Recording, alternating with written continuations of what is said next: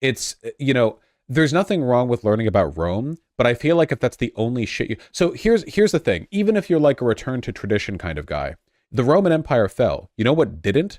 China. China has, in some form or another, existed for basically as long as we've been doing recorded history. You know, China's been around, but like a lot of people in the West, including myself, China fell a lot though. Yes, China fell, but there has been a historical continuity. The same can't be said with Rome. Like, Rome didn't just fall and then, like, Rome 2 came about. Like, everything that was Rome has been broken apart and reassembled and, like, refitted many times over. Whereas historical China has a much, much, much stronger sort of historical lineage, I feel. Byzantine Empire, Holy Roman Empire? Nah, you're stretching. You really think No. The Roman Empire to the Holy Roman Empire is not even remotely comparable to the continuity of historical China to today. There's way, way, way more. Like, there's a reason why the group today that lays claim to China is China. Whereas, like, the group today that lays claim to Rome is just vaguely, like, white countries. You know, there's way, way, way more like like it's been scattered to the winds. Yeah, any random guy in mainland Europe. I think you're underestimating the changes China's gone through.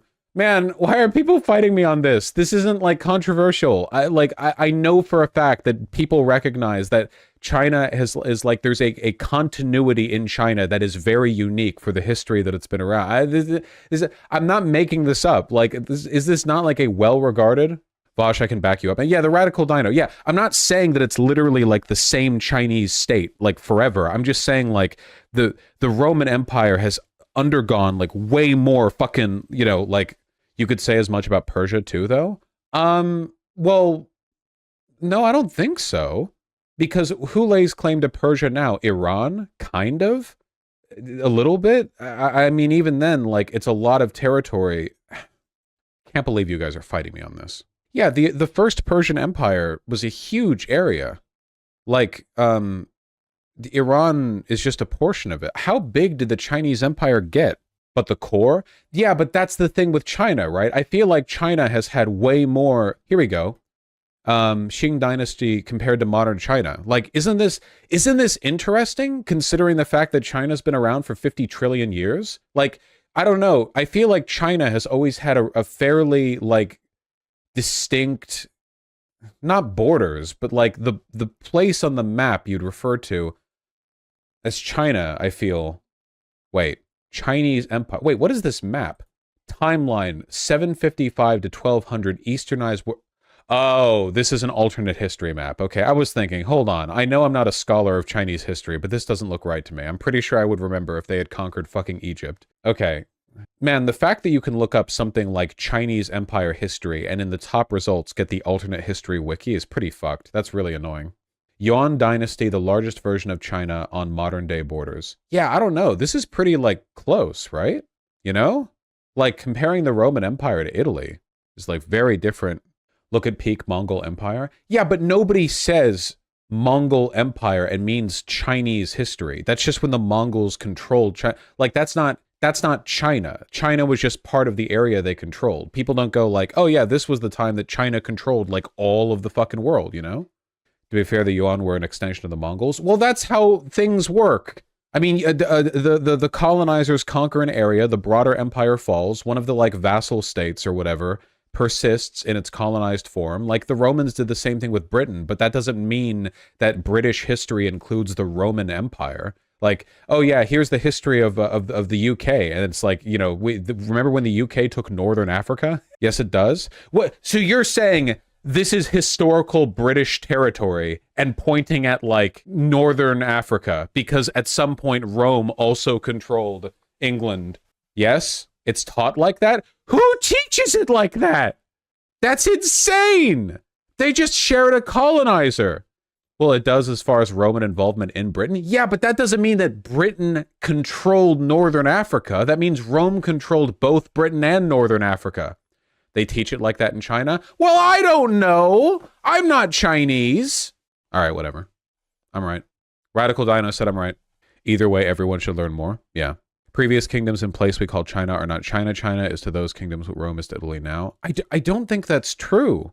And also, I kind of deny the continuity from Rome to Italy, to be honest. I know that Italy contains Rome, but like, I don't know.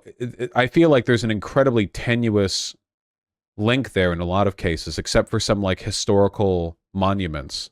I mean, a lot of it is cultural, right? I don't know. True, Vaush, the continuity from Rome is Greece? Yeah.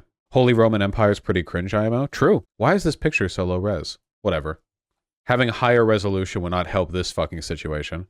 I love to want to go visit my uncle to deliver some mushrooms that he needs for a potent brew and have to cross through like 3 counties and 4 like consulates, pay the bridge toll to the fucking Dusseldorf fiefdom, you know, both ways. I'd hate to play this Paradox Interactive campaign. Yeah. If this was it, listen, okay, this is the problem with white people, okay? If this was in Japan, then within 5 years, okay, one of these fucking shoguns would have killed the emperor, okay? The problem here is that none of these guys had moxie. None of these guys had metal. You go over to Japan, and some fucking work happens. Some work gets done. Wasn't the whole thing with Japan is that they didn't get rid of the emperor? Well, they got rid of him. They just didn't kill him, right? I'm pretty sure in this era, it was literally impossible to travel anywhere without paperwork. You weren't allowed to leave your kingdom.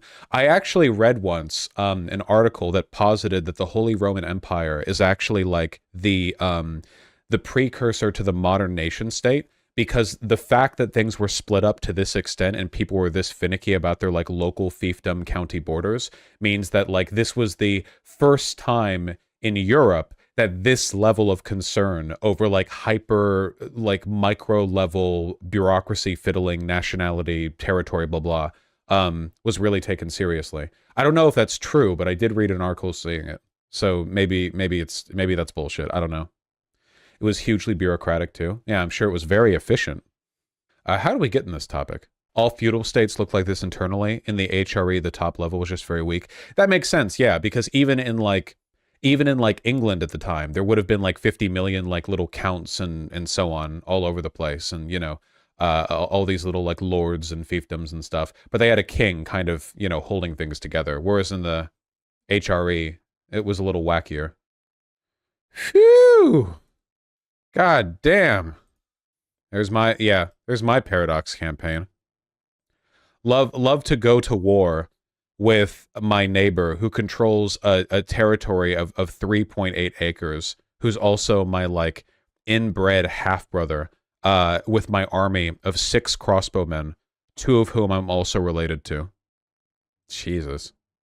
Another thing I know basically nothing about are the Ottomans. I know like nothing about the Ottoman Empire, which is a shame because I know they wore cool hats. Sweden was so big. Finland hadn't broken free yet, I guess. Isn't this also the reason why there's so many little kings and queens in fairy tales? I don't think all of these areas in the Holy Roman Empire had their own kings and queens, right? They just had like lords and ladies. Maybe some of them did. I have no idea. Yeah, I have no clue.